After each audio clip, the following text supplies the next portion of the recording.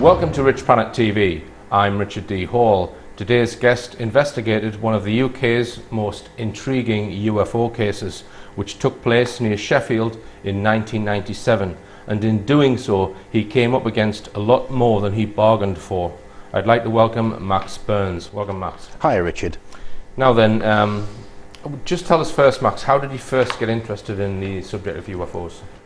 When I was a kid, I wasn't allowed to watch television. It was the library and reading books, and by the time I was 12 or 13, I'd read just about everything I could get my hands on the Bermuda Triangle, Charles Berlitz and stuff like that. And I was always interested in space and stuff like that. And for me, as a child, the question for me was really not, when I used to look out the stars out the bedroom window, not is there life in the universe apart from us. My question, even as a child, was always, I wonder where the life is in the universe, because it would be an awful waste of space if we're the only intelligent life in this universe. Sure. Now, were you already writing for UFO magazines before this Sheffield incident took place? No, I wasn't, but I was going to a few conferences, and I've just been sort of in the background, just doing a little bit of private research and studying the subject. All right, so in 1997, towards the end of March, this is when this flying triangle incident took place. Let's just explain, because there's a lot of evidence that we're not going to have time to go into today. So explain what you think the sequence of events was on that night. Military jets were scrambled from RAF Coningsby. It's standard operating procedure. Coningsby at the time was a frontline tactical base. When something is picked up on radar and they haven't got any, I think it's called a transponder code for the aircraft, a bogey as you'd call it, the standard British military response is to launch and investigate what it is they've picked up on radar.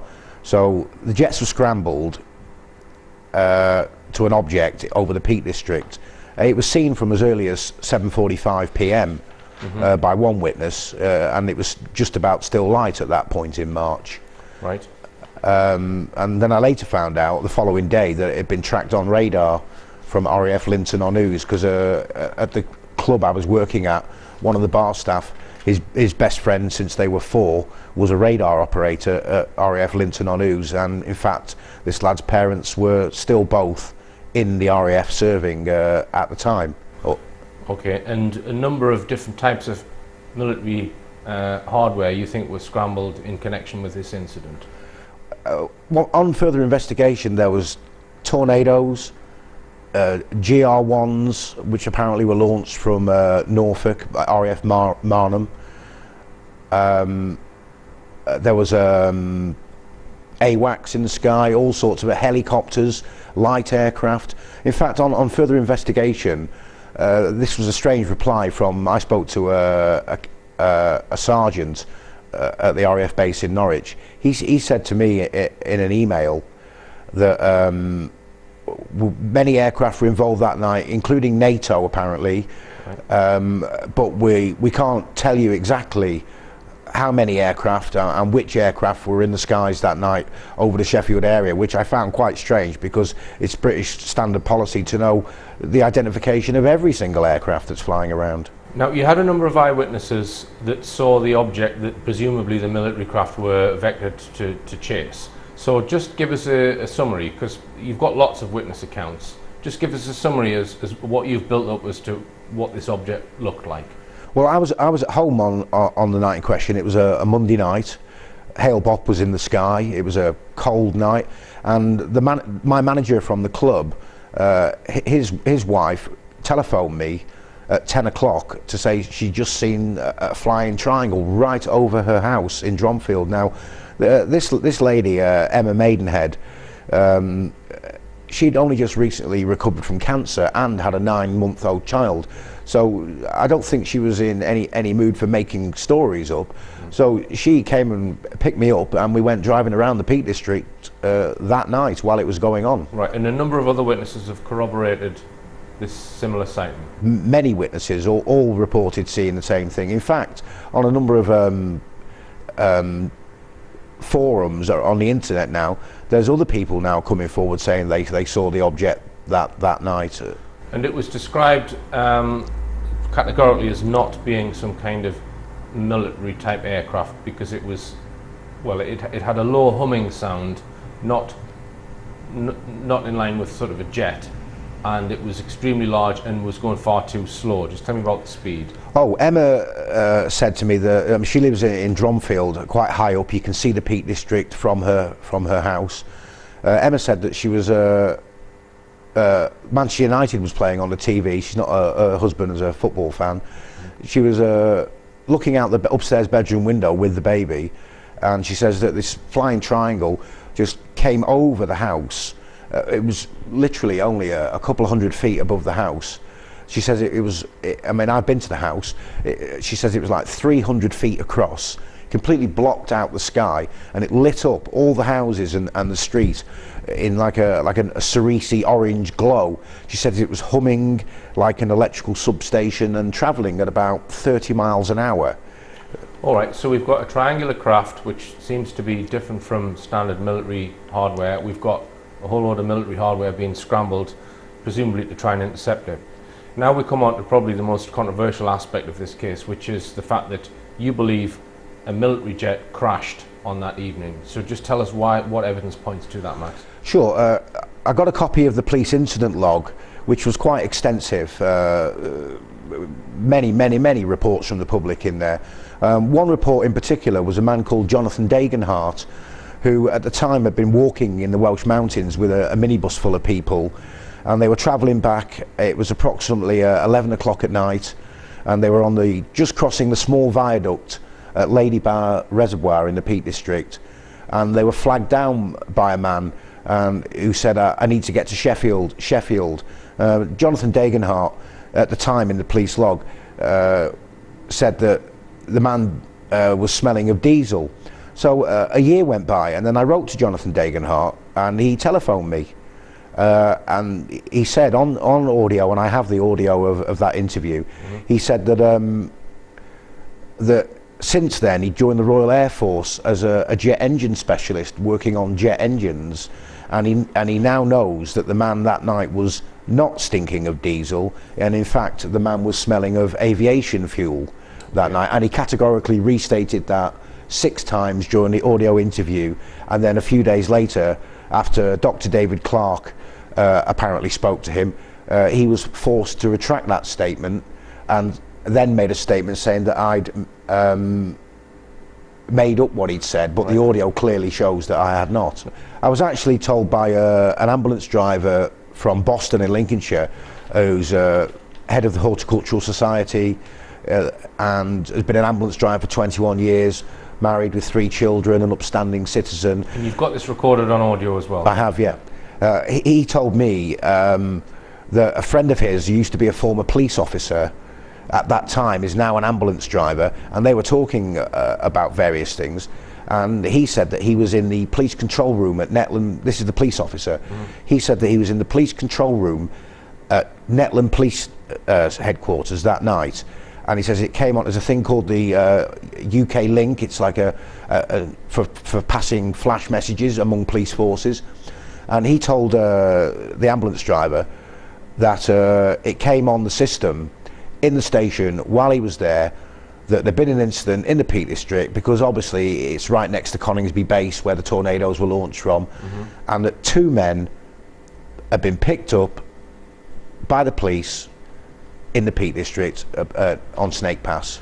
Right, so you... Pilot and co-pilot. You even suspect you know what type of jet it was that possibly crashed. Just tell us that, Matt. Yeah, I believe it was a tornado. Do they normally have 2 occupants in them? They do, as a pilot and a navigator. Right. Okay, so what other evidence makes you believe that a military jet crashed on that evening? There's the explosions, the two sonic events. Well, they're called sonic events. There's the reports of the explosion. I heard it at my home 10 miles away, and it shook the house.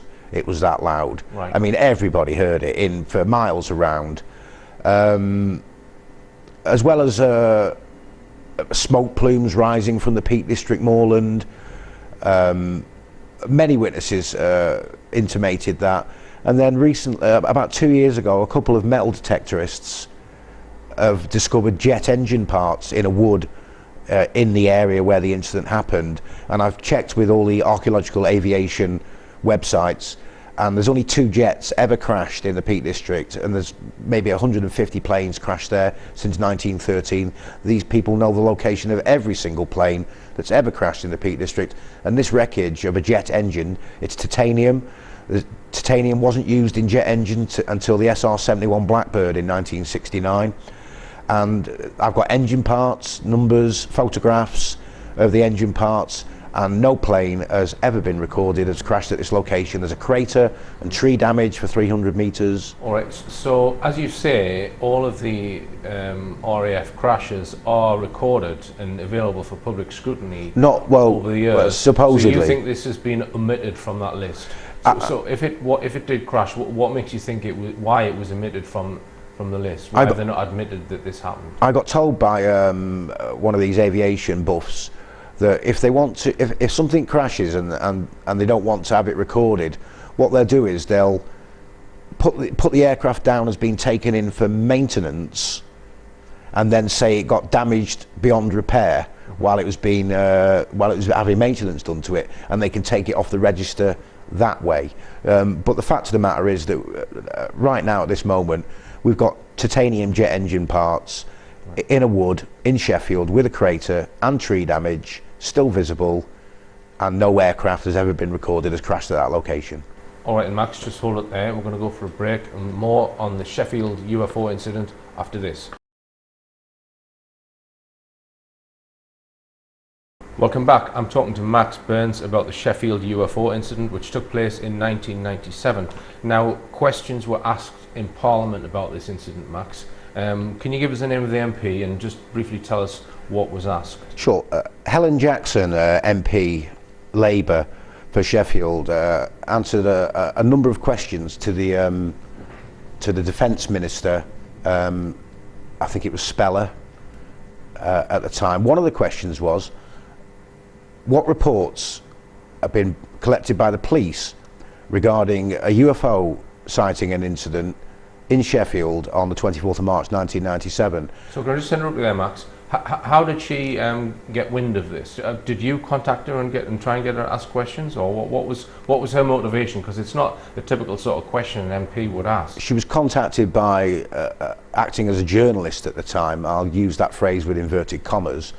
Dr. David Clark, and she because she was more interested in the fact that over £60,000 had been spent on a search and rescue operation, which then got abruptly called off at 11:30 a.m. the following morning. So there was enough stuff going on that night for a full, and also there was an air exclusion order for a 10-mile radius around the centre of the incident, which meant that no aircraft or helicopters or anyone could fly into the area, which for me, well, they were closing the area off to stop people flying in, like the press and things like that. So she tabled a number of questions to I think it was George Speller, I think his name was, but I stand corrected, but he was the Defence Minister at the time, and he replied with, no reports of UFOs have been received by my office. That wasn't the question that he was asked. He was asked what reports of UFOs that night had been received by the police. And the fact of the matter is that I've got the police log of the incident, and there was a large number of UFO reports in the police log received by the police. So the Defence Minister didn't answer the question that he was asked. Now, what is the evidence that a search was conducted? What you mentioned, the closing off of an area, because there's a military term that they use when they close this area off. They send this message out to various parts of the Air Force. I've actually got a copy of the it's called a NOTAM. A NOTAM. Yeah, and that stands for Notice to Airmen, and it was I got it off. I think it's RAF Drayton, it's next to Heathrow. They sent me a copy of the actual NOTAM, and it says an air exclusion order was put in place with a GPS location for a 10-mile square radius. Manchester Airport was informed, although they later denied that there was any such air exclusion order, but I've got a copy of the air exclusion order. Right. So all aircraft landing at Manchester Airport had to divert around the air exclusion order. All right, so we've got all of this evidence which points to perhaps something crash landing and perhaps a search being conducted. But there are people who say, well, there's no way you could hide a jet fighter crashing in the Peak District. Someone's going to see it, someone's going to know about it. Oh, well, that's completely untrue. The only other jet that's crashed in the Peak District was a Hawker Hunter jet. A man called, I think his name was Wallace Cubitt. I also have the AAIB Air Investigation Incident Report for that crash, and the parameters of the crash are this: that his Hawker Hunter jet crashed into the Peak District bog moorland, generated a crater 60 foot in diameter, and the plane was almost completely buried, and the only evidence above ground was a few bits of wreckage around the rim of the crater which could easily be picked up, and the rest of the plane was completely submerged. In fact, they've never ever got that plane out of the bog. And Mr. Cubitt, that is his burial site. He is there in the aircraft under the peat bog. So this was in '94, is that right? I think so, yeah. Right. All right. So were there any eyewitnesses near where you think the crash site was then, or were there not a couple of fire engines called? Oh yes, there was a number of fire engines and fire officers. They were called to they were at the Strines pub, which is right kind of dead centre of the incident. There was a girl called Sharon Aldridge. She was a bar person at the Strines pub, and her and her friend came out to see what was going on. And the first fireman that they spoke to said that a light aircraft had gone down in the Peak District, and then about 20 minutes later they spoke to another fireman who said that a military jet had gone down, and then when they said, well, we thought it was a light aircraft, he went, oh yeah, that's right, that's what it was. The following day the two girls were interviewed by some plainclothes officers with giant whip aerial on their car, and took full statements off them, but she wasn't completely certain that they were police officers. You suspect you found the possible crash site? Now, well, a couple of metal detectorists have uncovered this. Right. Now, so I read online somewhere that site where there's this crater is possibly a World War II bomb. You don't think so? According to the information supplied to me by the two metal detectorists, including photographs of the crater, there's tree damage still visible in a straight line for about 300 feet as it comes down, and the crater is approximately 30 or 40 feet across, and I believe that this is the impact site of the engine, not the main aircraft. Now they've uncovered about 50 pieces of titanium jet engine parts that wasn't used in aircraft until 1969 with the SR-71 Blackbird. And there's only 2 jets ever crashed in the Peak District, and both of them locations are nowhere near this site. This is not a World War II bomb, this is jet engine titanium blades which is in possession, and obviously I'll supply you with the photographs of these. All right, now let's come on to certain UFO organizations, well, namely Bufora, because as you were investigating this case, you were in touch with various people, because you needed a platform to put out your findings, which would be in the media and in UFO magazines and organizations. So just tell us how that transpired. It started off because Dr. David Clarke, as he is now, he was the press officer for Bufora, and he wrote a 20-page report on the incident before I'd completed my investigation, summarising that nothing had occurred. Usual explanations of a bolide meteor and this kind of thing, and all the usual, scapegoat excuses. And I was blocked from actually presenting my findings for Bufora. Steve Gamble actually resigned as the chairman of Bufora because he came under such pressure. David Clarke rang him up at home and told him not to allow me to speak on the Bufora platform. And Bufora are still holding a report on the incident that night from a witness 25 miles away, who said that on the night in question at around 10 p.m. towards the Peak District Sheffield area, they saw what looked like someone striking a match in the night sky. Now, to see what looks like a match being struck from 25 miles away, I think they've seen the aircraft exploding. Right. You know, but I've not been able to get this report. But believe me, that's what the report says. So Dr. David Clarke, he was also a journalist at the Sheffield Star at the time. He was, yeah. They put out articles about this incident. So how do you think that they covered this event? Oh, Clarke called it, I got accused of being an X-Files fantasist, but the only person that ever mentioned I like the X-Files, by the way, it was good entertainment. But Clarke was the person that coined the phrase X-Files mystery in the peaks, and I've got the newspaper cuttings from the Sheffield Star. And Clarke contradicted himself, you know, he's saying things like a thorough search of this is to Mike France, the head of the search and rescue. He said that, you know, a thorough search of the Peak District was carried out according to Mike France, and if there'd have been any wreckage, they'd have found it. Well, the same day, Mike France also did an interview with another journalist where he said a thorough inspection of the Peak District has not been carried out, and it would take weeks to cover the entire area. Right. So either Clarke's lying or Mike France has made two different statements. Right. Now, we just come on to Clarke and Roberts, because they have written extensively, both of them, about UFO cases over the last, well, I don't know how many years. 30 years. 30 years.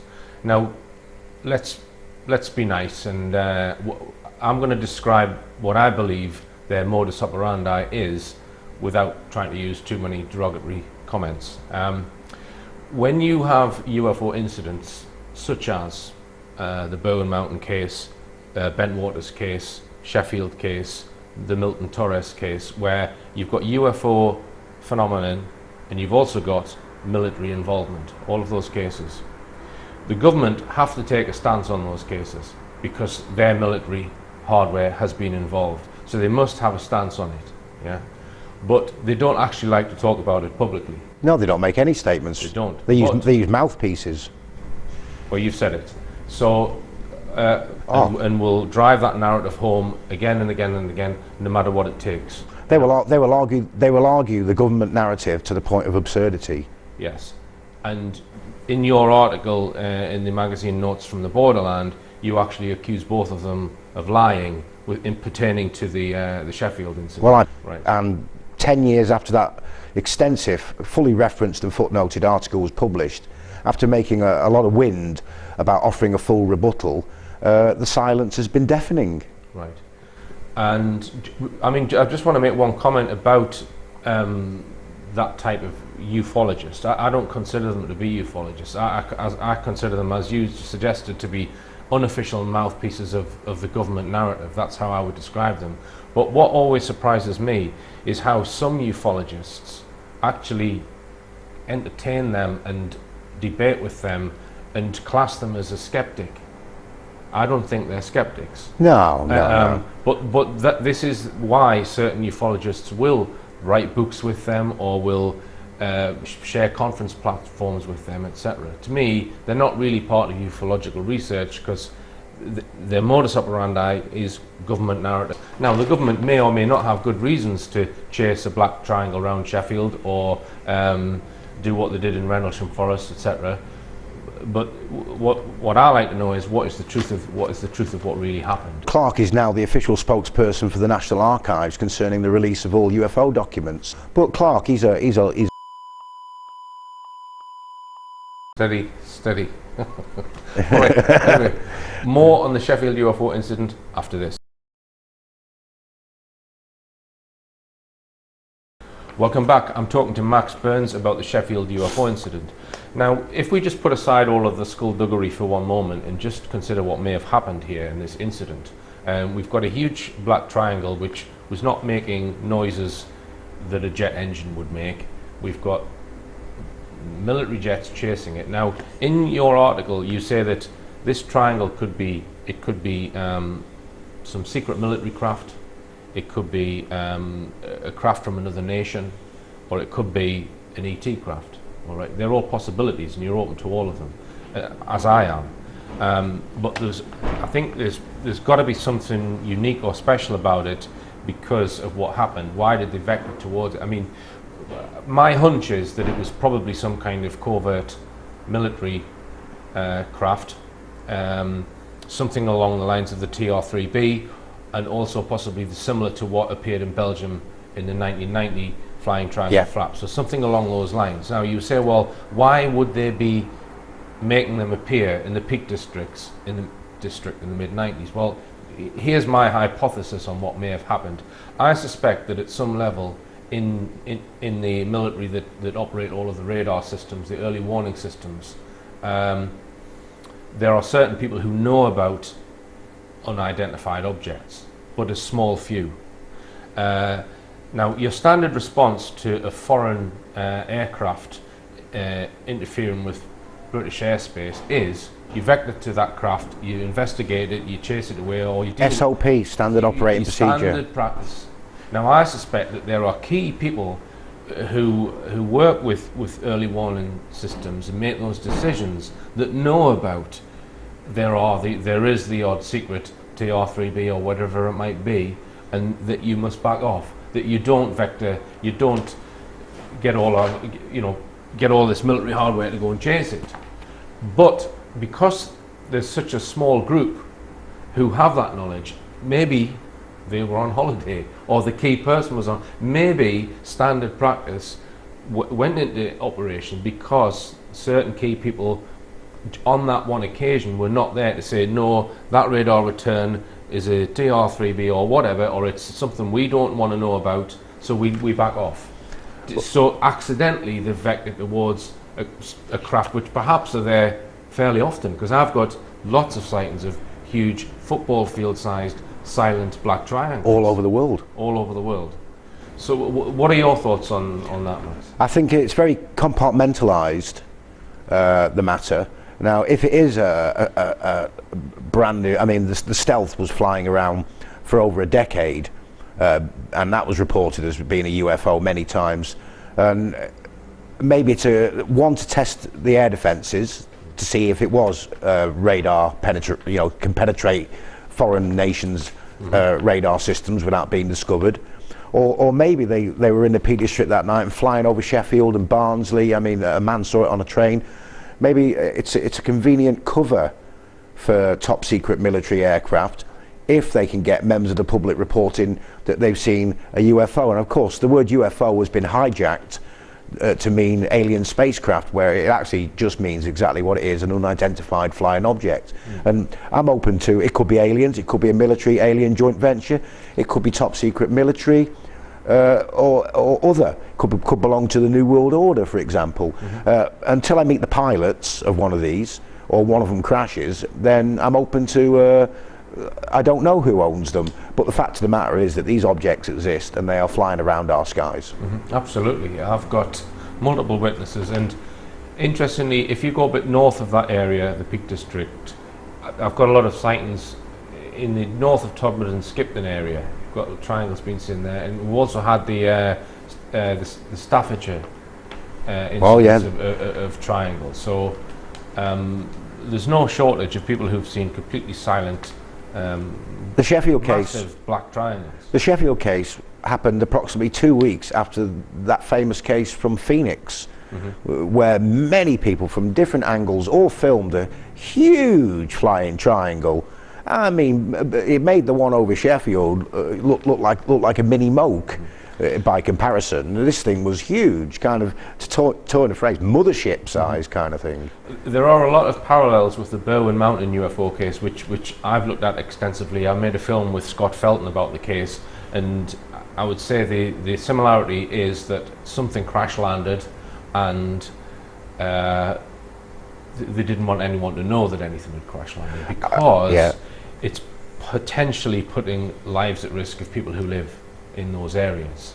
So that's why I think there's been cover-ups on both these cases. I mean, I'm a friend of Margaret Fry's. What an outstanding researcher she has been in her life. And funny enough, Clark wrote to her when he was a young man. I could talk about that later if you like, what Margaret told me about her interactions with Clark as a young man. All right, well let's come back on to people who we think are posing as independent ufologists but are actually probably just pushing the government line in order to protect their operations. Let's just discuss this character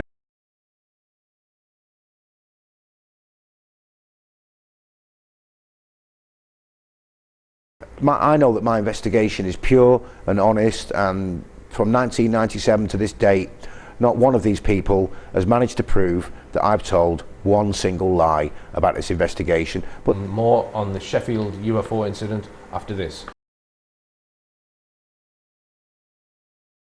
Welcome back. I'm talking to Max Burns about the 1997 Sheffield UFO incident. Now then, Max, what are your plans for the future with regards to this case? Because you're not finished with it yet, are you? No, this is an ongoing investigation. In February, I'm going to be going up to the site where the jet engine parts were recovered.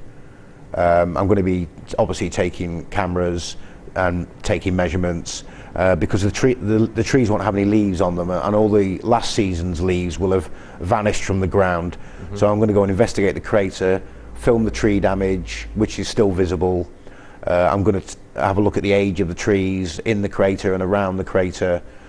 Take some metal detectors up there and see if we can recover some more parts. Mm-hmm. And take it from there. Now I've also got I've been waiting quite a while now. The part numbers from the engine parts have been passed on to a man at Rolls-Royce. So some of the parts that you've recovered have actually got part numbers on them, have they? Yeah, I've got all the part numbers.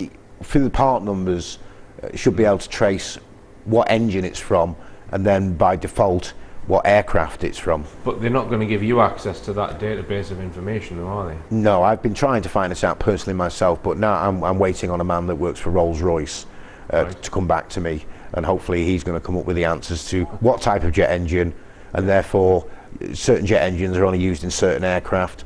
But I'll refer back to my previous point that only 2 jet aircraft have ever crashed in the Peak District, and both locations are known, and neither of them locations are anywhere near this spot where these titanium jet engine parts have been recovered. Now, are you in touch with any of the witnesses of this event? Would you be able to get in touch with them? For example, if you wanted to make a film about this, would the witnesses go on camera? Would you be able to speak to the guy who saw the man smelling of aircraft fuel, for example, or do you think he's been silenced? Jonathan Dagenhart, I think that would really depend on whether he is still in the Royal Air Force. Mm-hmm. If he's now left the Air Force, he might be willing to tell me what happened, and I would be interested in speaking to Jonathan Dagenhart. But the day after he rang me and tried to retract his statement, he was very, very upset. He said he'd been spoken to. He said he'd been spoken to, and he had been informed that I had incorrectly repeated what he'd said, but unfortunately for him, I recorded the interview. Mm-hmm. And he got threatened with his job. He told me that on the phone, and he said Clark had been to speak to him, and then Clark came out with a new statement. But I really would be very interested in talking to Jonathan Dagenhart again. The problem is that, the years have gone by. Many people may have moved from where they previously lived, don't have the same phone numbers, so I could probably speak to some of them again, but it would take a little bit of research to find them. Well, if we compare it to the Berwyn incident, which took place in 1974, and we made the film in 2011, and we still managed to get witnesses on camera describing what they saw in absolute detail. So I don't think it's too far at all. In 1997, I think you could probably get a good dozen witnesses on camera, and you might even find witnesses come out of the woodwork who you don't know about. I think that for finding these people again, things like Facebook is an invaluable tool for locating individuals. So I'm probably MI5 say that as well, Max. Yes, well, as far as I'm concerned, it's the whole face. Although I have a Facebook page, let's know it for what it is. Yeah. It's an intelligence trawl. I mean, they don't need to really spy on people anymore because they're putting their lives up there on an hourly basis for the state to see. So perhaps then, if you can identify a lot of these witnesses, I might be willing to help you put some sort of film together and get these testimonies on camera. Maybe you'd like to come up to the site with me in February. You might want to think about organising some sort of meet-up or conference which I'm sure certain people wouldn't want to happen. Well, get all the witnesses together in Yeah. Sheffield Yeah. at a location. Although some people would say that it's bad to put all the witnesses together because they'll start to pollute each other's stories. Do you know what I mean? But their testimony is already out there. You'd need to get the testimonies solidified first, you know what I mean, before you put them together, I would suggest. Yeah. Are there any other witnesses that you think you might want to speak to now?